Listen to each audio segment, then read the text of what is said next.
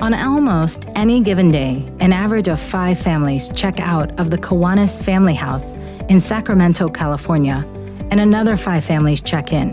There's usually a waiting list.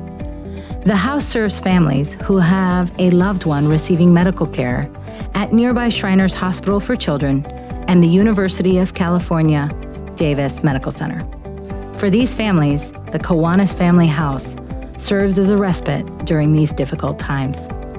A place to find not only food and a warm bed at night, but also other families who offer support.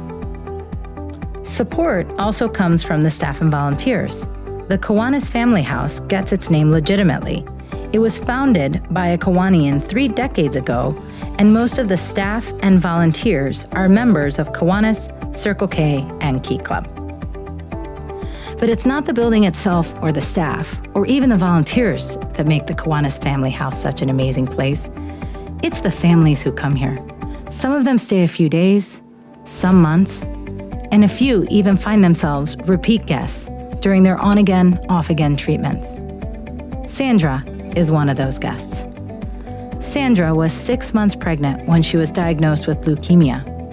She and her husband and 1-year-old son, Mark, traveled to Sacramento so she could begin treatments at UC Davis Medical Center.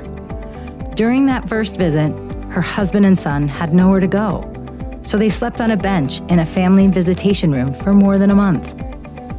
Recently, Sandra and her family were back in that same family visitation room, this time while Sandra battles infection and waits for a bone marrow transplant.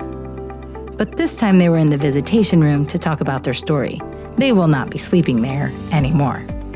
The family now lives in an RV that is parked in one of 6 RV parking spaces available at the Kiwanis Family House.